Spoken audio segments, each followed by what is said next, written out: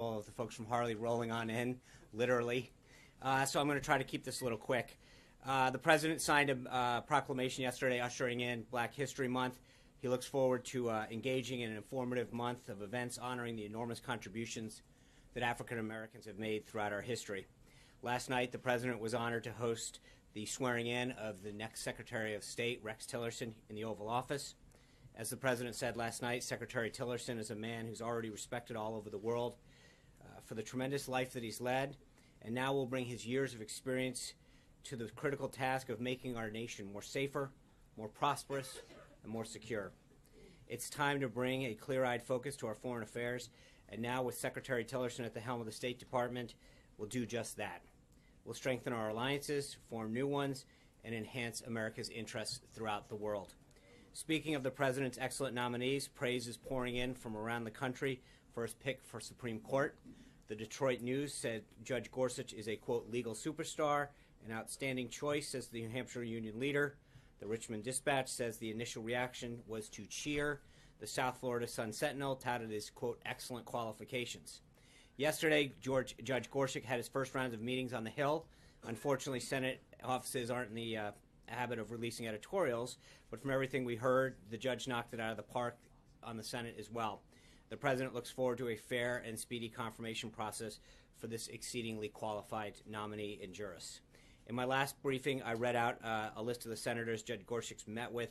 In addition to the meeting with Majority Leader McConnell, Majority Whip Cornyn, Judiciary Chair Grassley, and Senators Hatch and Gardner, the judge also met with Democrat Senator Joe Manchin of West Virginia.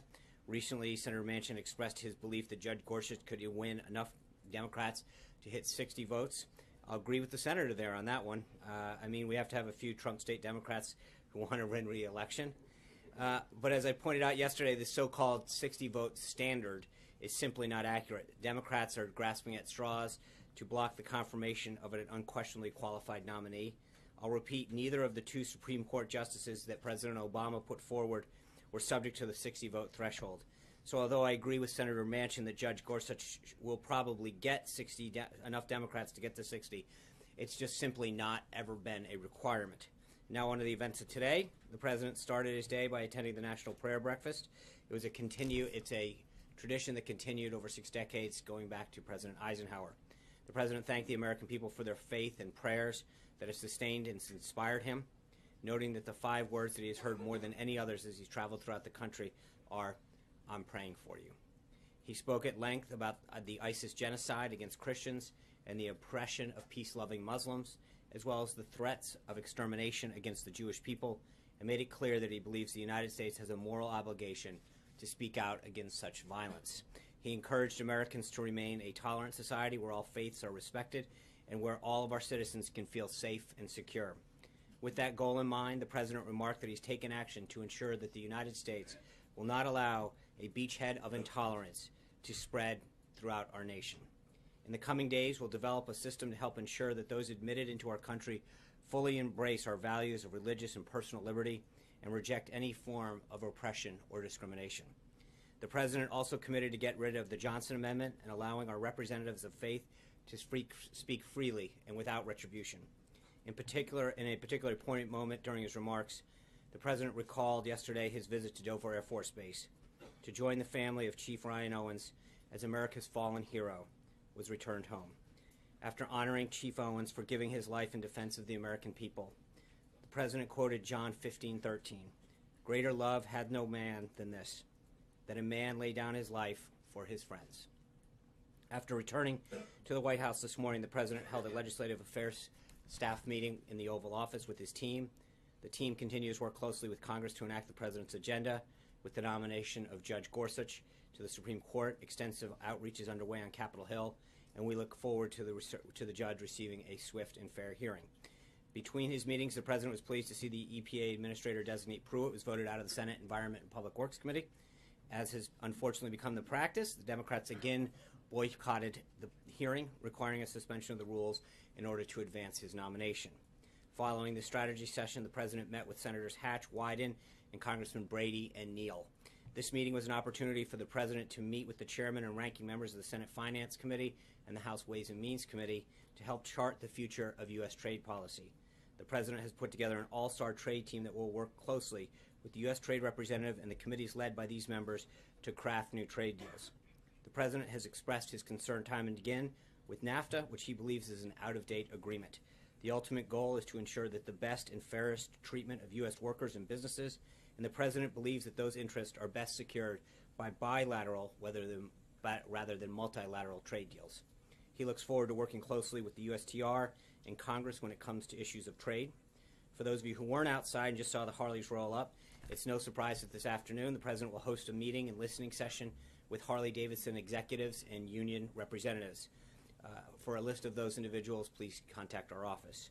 Harley-Davidson's been an American success story since 1901, when William S. Harley, at age 21, completed the blueprint drawing of an engine designed to fit into a bicycle. In 1903, Harley-Davidson began building motorcycles in the United States, and today the company has approximately 6,000 employees and $6 billion in annual revenue. The company's global headquarters is located in Milwaukee, Wisconsin, which may have had something to do with them getting in so quickly. There's a certain staffer. Today, the President will welcome to the White House the latest generation of Harley-Davidson executives to discuss how to make it easier for businesses to create more jobs and factories in the United States. Beyond the company executives, representatives from the machinist and steelworkers unions will also be in attendance. Their motorcycles have carried our American service members in war. They carry our police officers to keep us safe. They carry the Secret Service as they protect our presidents. And they bring joy to millions of Americans throughout the world, and others throughout the world, rather. The President's looking forward to hosting these leaders from one of America's truly great entrepreneurial success stories. The American worker built this country, and the President is focused on restoring a government that puts their interests first. A few administrative notes. The National Security Advisor, Mike Flynn, today announced additions to the NSC senior staff. David Cattler will be a Deputy Assistant to the President for Regional Affairs. John Eisenberg, Deputy Assistant to the President, NSC Legal Advisor and Department Counsel to the President for National Security Affairs. Kevin Harrington, Deputy Assistant to the President for Strategic Planning, and Kenneth Juster, Deputy Assistant to the President for International Economic Affairs. Lastly, we had a great reaction to our Skype introduction seats yesterday. I know we've had a tremendous amount of requests pouring in from around the country. Please contact the press office if you know of anyone that has an interest in joining us in the future.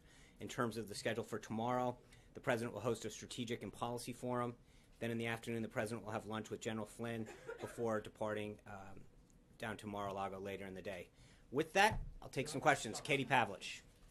John, thanks for the question. Today, President Trump talked about Christian genocide at the National Prayer Breakfast, and last year, the Obama State Department officially declared a genocide by ISIS against Christians and other minority religious groups in the Middle East and North Africa.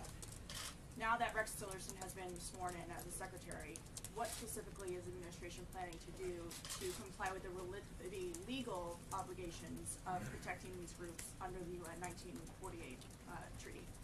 That's a great question. I think Secretary Tillerson's learning his way around the building so far this morning. He gave a great speech talking about his vision and goal for the State Department.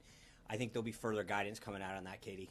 Right now, his job is to get in, get settled, talk to the employees, make sure they understood. But back to the issue, obviously it's important to the President. It was throughout the campaign. It's something that he addressed this morning, and it's something that he's committed to. Talked about in terms of the executive orders and allowing Christian minorities in key countries seek asylum in the United States. He recognizes that in so many nations, these are the oppressed groups in accordance with how the UN defines refugees. So I think you'll see further guidance with that. Jennifer Wisson. Thanks, John. I have two questions, actually. Today, the President renewed his promise to protect religious liberty, which he says is under threat. Some Americans see religious liberty as code for discrimination. Can you kind of give us a sense of how the President views this tension? It's an interesting question because this is something that comes up quite a bit. I think there is a line. We have freedom of religion in this country, and I think people should be able to practice their religion, express areas of their faith without reprisal. And I think that pendulum sometimes swings the other way in the name of political correctness. And I think the President and the Vice President both understand that one of the things that makes our country and this democracy so great is our ability to express our religion, to believe in faith, to express it, and to live by it. And that's where I think the important part is, whether it's a small business owner or an employee who wants to have some degree of expression of faith at the company. And too often those voices get, pushed out in the name of political correctness. So he's going to continue to make sure that we not only speak up for it, but find ways in which we can keep that line a little less blurred and make sure that the pendulum doesn't swing against people. We shouldn't impose a religion on anybody. We're free to express our religion or be, not have one. That's obviously in our country an equally valid way of living your life. But at the same time, I think people who want to express their faith shouldn't be ostracized because they want to live that. Major. If you could give us an example, if you could, of the pendulum swinging in the direction of political correctness, and how is that going to inform the president with his executive order? And as you may know, a draft is circulating around town, and many have wondered if that is going to be a way to either silence those on the left or be a threat to the LGBTQ community. Talk us through both those. Well, I think if you look back to the Little Sisters case, if you look back to other businesses that were under Obamacare, what's that? Would you put Hobby Lobby in that category? I would, yeah, absolutely. I think there's several businesses and several institutions, Catholic institutions and others, that have been mandated or apparently attempted to mandate certain things that they may or may not do or how they have to treat their employees. Those are instances where clearly the pendulum's swinging a different way, where you are not carving out institutions or the ability for privately held businesses to conduct themselves to live according to their faith or their moral compass. And so there's clearly a lot of evidence in the last couple of years of the government coming in with regulations and policies that have frankly denied people the ability to live according to their faith. From the president's point of view, that's discriminatory in itself. Well, I think there's, like I said, I think it's a pendulum, and where the president is that he wants to make sure that you don't penalize someone for wanting to express their faith. And that to the extent that we can keep that line a little less blurred and allow people who don't believe in a faith or have an opposing faith, make sure that they are equally comfortable in the workplace. But we shouldn't penalize people or mandate them to abide by certain policies or regulations which are in direct contradiction to their faith. And what about the executive order, Sean? How does that There's right now no executive orders that are official or able to read out. We maintain that. There's nothing new on that front. I'm not there until we have. It's not a question. There are a lot of ideas that are being floated out. I mentioned this the last couple of days, but that doesn't mean part of it is as the president does all the time. He asks for input, he asks for ideas, and on a variety of subjects, there are staffing procedures that go on where people have a thought or an idea, and it goes through the process. But until the president makes up his mind and gives feedback back and decides that that's final, there's nothing to announce. Yeah. Sean, thank you. In light of the tragedy that happened in Quebec City last week, which Prime Minister Trudeau is actually calling an act of terrorism, what is the president doing? What initiatives is he taking to make sure that that kind of homegrown, he was a Canadian citizen, homegrown terrorism, homegrown violence doesn't happen within our country? Well, there's a lot of things. Number one, he's talked cybersecurity. I mean, he's looking at it from every angle. I think the first thing is to make sure that we look at our borders. You've got to protect your own people first. Then you've got to look at the cyber threats. So there is a holistic approach to both immigration, and there's a direct nexus between immigration and national security and personal security that he has to look at. But then it's a multi-tiered step. You look at the borders, you look at who we're letting in, then you also look at what we're doing internally with our intelligence agencies, from the FBI up, that make sure that we're looking at whether it's the cyber threats that we face or other terrorist activities, but making sure that we're working with the NSA and the FBI to be ahead of the curve, if you will. If I may, these are homegrown. Right. Oklahoma City was an American kid. Sure. Okay, that's what I'm saying. But I think that part of it is looking at using the assets that we have here, the NSA, the FBI, looking at using the different agencies to see if we can get ahead of the curve and see things. And a lot of times that's been a very big issue, is getting ahead of the curve for when there are telltale signs, having reporting systems up, working with the various agencies. But it's a multi-effort process, if you will. Kristen. Sean, thank you. Why is the administration easing sanctions against Russia? We're not easing sanctions. The Treasury Department, it is, from what I understand, it's a fairly common practice for the Treasury Department, after sanctions are put in place, to go back and to look at whether or not there needs to be specific carve-outs for different either industries or products and services that need to be going back and forth. But I would refer you back to the Treasury Department on that one. Sean, hold on, Sean, the language on the Treasury Department website suggests that you are in fact easing sanctions. It authorizes certain transactions Right. with the Federal Security Service. Does that not suggest a shift? No, it doesn't. from what was It put in is, place? from So what I understand, a explain what- regular course of action that Treasury does quite often when there are sanctions imposed. But I would refer you back to the Treasury Department. Yes. Comment on the call with Australia? What's that? Thank you. Could I ask you to describe the tone of the call on the weekend between the Australian Prime Minister and the President, and also outline the President's concerns about the refugee deal in question?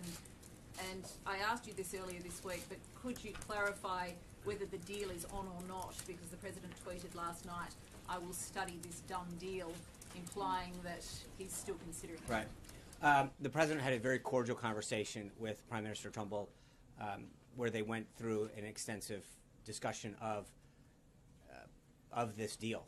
The President is unbelievably disappointed in the previous administration's deal that was made and how poorly it was crafted and the threat to national security it put the United States on. He has tremendous respect for the Prime Minister and for the Australian people and has agreed to continue to review that deal and to ensure that as part of the deal, which was always part of it, that we would go through a very, very extreme vetting process to ensure that every single person that is being offered up is coming here with peaceful intentions and poses no threat to the United States. So he has ensured that while he has respect for the Australian people, respect for Prime Minister Trumbull, that we do not pose a threat to the United States of America. That the deal that he was cut by the last administration is something that he is extremely, extremely upset with.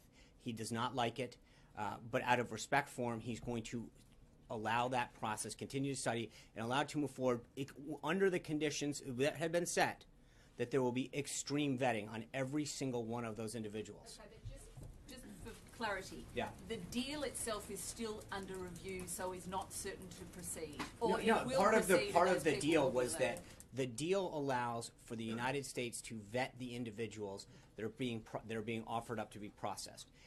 The President's goal is to make sure that every single one of those people, in accordance with the deal, and as discussed in the telephone conversation with the Prime Minister, is subject to extreme vetting to ensure that no one puts it. But I cannot underscore how disappointed he was in the deal that was made and how he thought it was just a horrible deal that was offered up by the United States by this previous administration.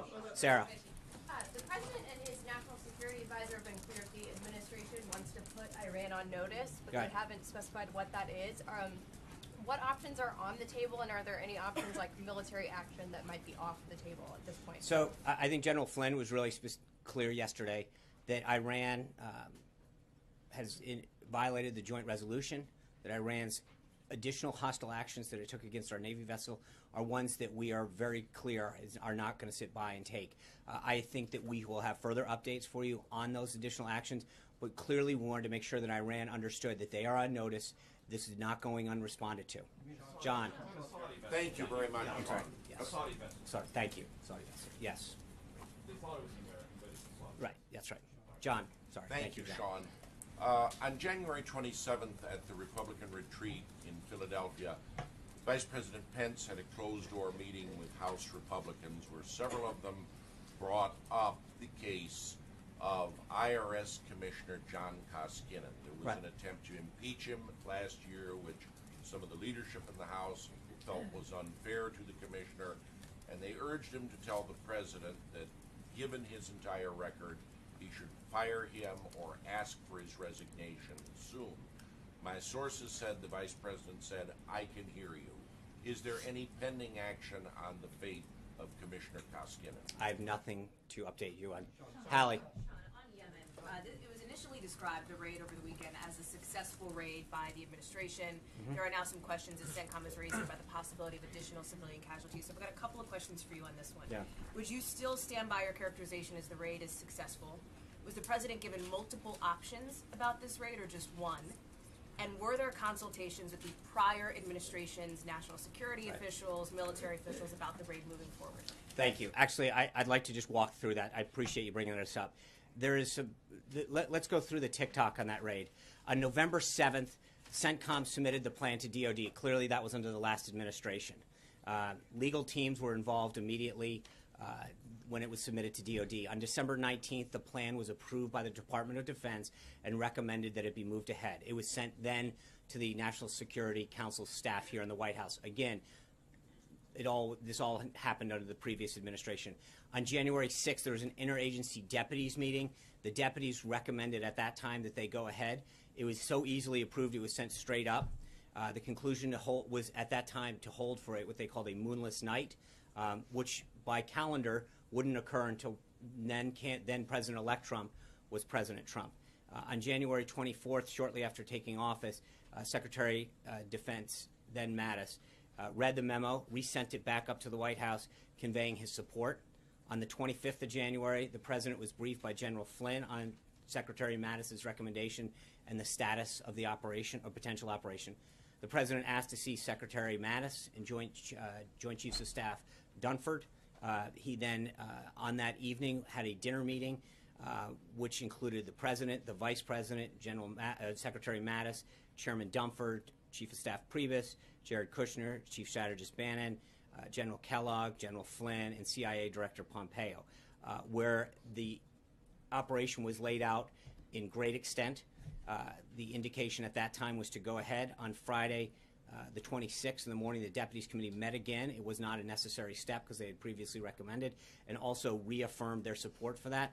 On January 26th, the President signed the memo authorizing the action. So it was not only was it a very, very thought out process by this administration, it had started back in November 7th in terms of clearly well before that, but it was a move forward by CENTCOM on November 7th. This was a very, very well thought out and executed effort. Where was the President the night of the raid? How did he learn about Chief Owens' death? And do you still stand by your characterization that it was successful? The President was here in the residence. He was kept in touch with his national security staff. Secretary Mattis and others had kept him updated on both the raid and the death of Chief Owens, as well as the 4 other individuals that were injured. So he was kept apprised of the situation throughout the evening. And again, I think I would go back to what I said yesterday. It's hard to ever call something a complete success when you have the loss of life or people injured. But I think when you look at the totality of what was gained to prevent the future loss of life here in America, and against our people and our institutions, and probably throughout the world in terms of what some of these individuals could have done, I think it is a successful operation by all standards. It is, and again, I want to reiterate, it is tough to ever use the word success when you know that somebody has lost their life. But when you go back and look at an individual that dedicated their life to serving this country and went over and over and over again, knowing that this was not only the risk that he took, but wanted to do it because he knew the threat that these kind of individuals pose to our country and to our people. That's while not a success that you lost him, you know that he died in sacrifice for someone else here in this nation. Hunter Walker. Thank you, Sean. I've seen some criticism of the President's remarks at the prayer breakfast this morning. Can you shed any light on why he thought that was a good venue to mock The Apprentice for its ratings? Look, Mark Burnett, the creator of The Apprentice, who is a longtime supporter of the prayer breakfast, but also has a personal relationship with there. He meant it as a lighthearted moment, and I think if you look at the totality of his remarks, and they were absolutely beautiful. And I think to hone in on that, it was a lighthearted moment he was trying to have with a big supporter of the National Prayer Breakfast and a personal friend. Guys, I'll be out tomorrow. I want to make sure we all get to see the President now. Thank you, guys. Take care. Bye-bye. Picking a fight with Australia. Sean, why is the President picking a fight with Australia of all countries?